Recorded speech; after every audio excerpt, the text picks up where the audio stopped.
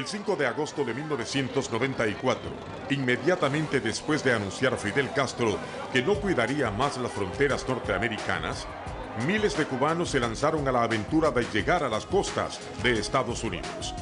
Comenzaba el mayor éxodo en balsa.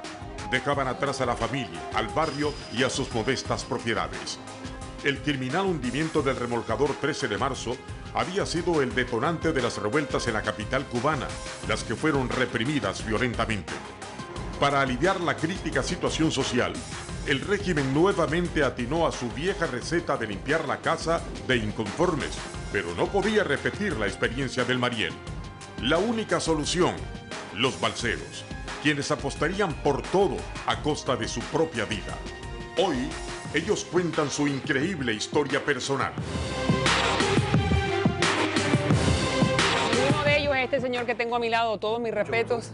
Ahora se dice fácil, ¿verdad? Jorge del Río León. Gracias. Se dice fácil ahora, ¿verdad? De que uno está fácil. Aquí, mi respeto, cuál, yo me iba, pero hay que estar allá en aquellos. La decisión de tirarse al mar es una decisión muy fuerte, ¿no? Y es comparable solamente a cuando un soldado está en una trinchera y delante está el enemigo. Y tú en un momento determinado dices, o él me mata o yo lo mato, ¿no? Y ahí... ¿Por qué en particular usted decide tomar ese riesgo? Pues no podía vivir más en ese país. Okay. No podía vivir más en ese país. Me estaban matando poco a poco y yo preferí arriesgármela. O me moría en el mar y me moría libre, o llegaba a los Estados Unidos. ¿Cuándo es que usted decide esto es lo que tengo que hacer? Porque me imagino que uno lo piensa, ¿no? El Mar Negro. No, pasó, esta era mi segunda salida, mi segundo intento de salida. Okay. En el primero fue la misma decisión y cuando llegó esta oportunidad, bueno, pues ya prácticamente no hubo que pensarla, ¿no? Esto no es una decisión loca, es una decisión en que uno valora muchísimas cosas, uno sopesa muchísimas argumentos y una solidez enorme. Es decir, uno se tira más con la certeza de que vas a triunfar, ¿no? De que vas a llegar. Bueno. Calculas la cantidad de agua, la comida, tu fuerza, tu energía, lo calculas todo. Claro, pero mire, ahí están las imágenes donde usted está viendo que hay lanchas grandes, pero también hay la vine en una balsa pequeña, no era una balsa grande ni como nada. Esa. Parecido a estas así. Sí. Y la decisión de todos los balseros era triunfar, ¿no? Cruzar el estrecho, llegar a un lugar seguro. Hay accidentes. Claro, y cuando uno dice, bueno, sí, claro, estoy de acuerdo, yo voy a llegar, pero dígame cuando usted piensa en los tiburones. Y cuando usted piensa en que se te puede abrir un hueco en la balsa, o cuando uno piensa el mar de noche es muy oscuro. Mira, esto no es una cuestión de valor. Muchas personas piensan de que el balsero... ¡ay, qué valor tú tienes! Te tiraste al mar. No. Esto es una cuestión filosófica. Tú dices, estás en Cuba viviendo y me están matando. ¿Tú prefieres que te maten a alfileres o prefieres morirte de un viaje? Entonces, ese día tú dices, me voy en balsa. Intentas irte y lo haces con todo, lo haces a corazón, lo haces a pecho, ¿no? Cuando usted me dice filosófica, es la primera vez que escucho eso, pero me parece que es muy inteligente de su parte. Es una decisión filosófica. Es contra la vida. No es que nosotros seamos unos individuos arriesgados, que decidimos un buen día montarnos en una balsa y tirarnos al mar, arriesgar nuestra vida. No es así. Usted se pasa meses calculando, pensando, planificando, argumentando todo el riesgo. Y llega un momento que usted puede poner en una balanza, dice, bueno, ¿vale la pena arriesgar mi vida o seguir viviendo en este país? Y en ese momento usted dice, la balanza. Vale la pena arriesgar mi vida. Okay, ¿con quién? Y se tira en mar. Claro, ¿con quién viene usted? 2 amigos y 3 conocidos. ¿Esposa, hijos no, menores? No. ¿Por qué los menores no y la esposa no? Ya esa decisión, ni por ejemplo, en la balsa mía tampoco venía mi hermano, por un problema de riesgo, por valorar los riesgos. Si moría uno, bueno, era preferible para la familia perder uno y no perder 2 al mismo tiempo. Por lo tanto, mi hermano venía en otra balsa y yo venía en una balsa diferente. Todo esto son cálculos que uno va haciendo en meses de preparación. Una balsa no se prepara de hoy para mañana. Okay. Había que enderezar los clavos, María Elvira. Claro. Calcula que en Cuba no hay Home Depot. No hay Home Depot. Claro, yo no puedo ir y comprar una caja de clavos. Entonces había que enderezar los clavos para poder hacer una balsa. La balsa nuestra era hecha de pedazos de poliespuma que nos pasamos meses recogiendo en los basureros. Claro, wow. ¿Sabes lo que tuvimos que hacer? Cogimos una lata de leche que pesaba 1 libra y cogimos un pedacito de poliespuma y pudimos calcular qué cantidad de poliespuma soportaba 1 libra de peso. Conocíamos el peso de nosotros y pudimos entonces hacer una balsa con ciertos cálculos. Claro, sumaron el peso de todo el mundo y de ahí dividieron. Y de ahí dividimos y sacamos. Entonces la balsa tenía una flotabilidad perfecta, navegaba perfectamente bien. Dígame, en el momento, hágame la fotografía. En el momento en que ya llevan sabemos todos. Se me está secando la boca. No se preocupe, ahora le damos un poquito de agua, pero claro que se lo vamos a dar. Vamos a hacer entonces la fotografía. Ya usted está llevando el artefacto para el agua, ya usted se mojó los pies, ya usted está ahí, estamos en el medio de la crisis de los balseros. Yo posiblemente estoy en Guaynabo y que voy a compartir con el público. Dígame esa fotografía, ¿cómo es? Una historia interesantísima que vale la pena mencionarla. Nosotros salimos de la zona del auto, con la balsa en la camilla de un tractor. Okay. Y la balsa llegó en uno de los costados del Teatro Carlos Marx, que hay como un pequeño parque allí, ¿no?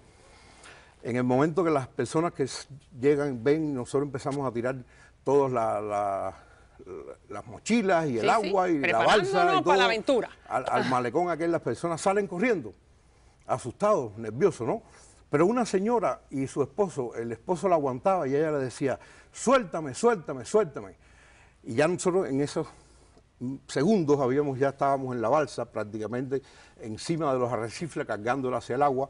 La señora llega, me extiende una sombrilla y me dice, mira hijo, para el sol. Y usted en Yo ese fui, momento... cogí la sombrilla, la pusimos en la balsa, aquello empezó a funcionar como un símbolo. No había nada más incómodo que una sombrilla en una balsa. ¿Por qué? Bueno, porque no cabe. Puntiaguda, porque no cabe, porque molestaba. Pero todo el mundo enseguida, ¿dónde está la sombrilla? Cuida la sombrilla, guarda la sombrilla, pon la sombrilla aquí. La sombrilla de aquella señora nos acompañó durante todo la travesía, ¿no? Y fue un símbolo, el cariño, el amor, la dedicación con que aquella señora le dijo a su esposo, suéltame, suéltame, y se acercó donde estábamos nosotros, por encima del miedo, por encima de todo, y porque nos dijo, mira hijos. Estaba calculando el marido, estaba calculando que si la señora se acercaba demasiado a ustedes y en ese momento llegaba la policía, la ella política, era cómplice, correcto. Y la señora... sí, necesito agua, muchísimo. Vamos a darle un poquito, claro. Y la señora en ese momento le decía, suéltame, porque era más importante, según estoy entendiendo yo, entendiendo de que la señora estaba más dispuesta a seguir su corazón que seguir su mente o el cálculo político del marido. ¿No es correcto, así? Así mismo es. Dígame una cosa, usted se emociona, emociona cuando habla de la sombrilla y se emociona de ese momento. Por supuesto, porque fue muy simbólico, ¿no? Tuvimos otro momento muy simbólico. La balsa demoró varias semanas en prepararlo y frente a la casa donde preparábamos la balsa había una señora ya muy mayor que había sido malabarista del Circo Nacional de Cuba. Entonces ella un día, vecinos al fin, entra a la casa y nos ve que nosotros estábamos tejiendo unas mochilas y nos pregunta, ¿y ustedes qué están haciendo, muchachos? Teníamos 29, 30 años, ¿no? Y le decimos, nos vamos a hacer un campismo. Al rato esta señora regresa. Sí.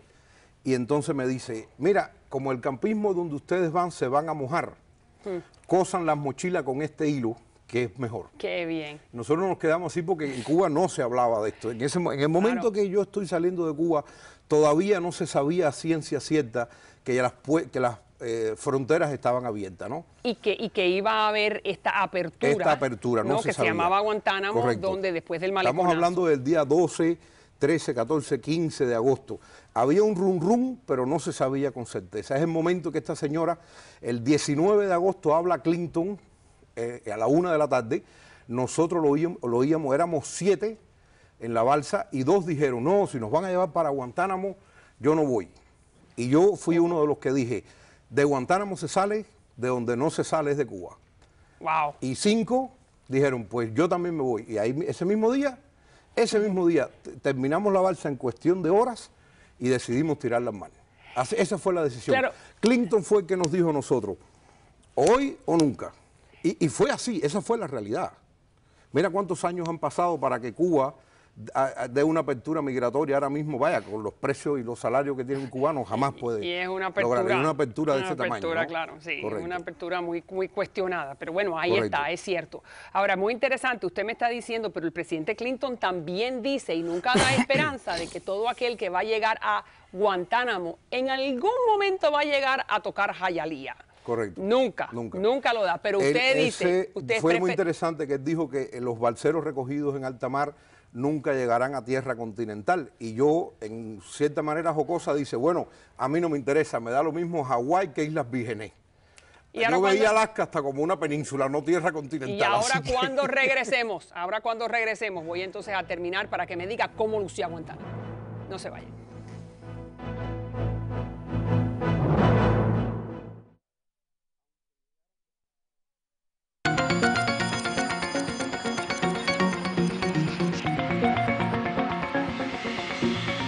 Ok, continuamos. Vamos entonces a Guantánamo. Dime, Guantánamo, la impresión inicial de Guantánamo. Ahora me vas a mostrar. Llegar a Guantánamo, por supuesto, una esperanza grandísima desde que llega. En alta mar nos recogió un barco de guardacosta. Nosotros llevamos una paloma en la balsa y la paloma estaba diseñada de tal manera que si nos hundíamos, la paloma se hundía con la balsa.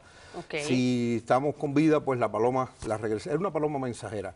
Y tuvimos la suerte de poder coger la paloma. El gobierno americano, el ejército no nos las quitó y pudimos soltar la paloma en alta mar y fue como a las 7 de la noche y la paloma ya regresó a Cuba como a las 11 de la noche.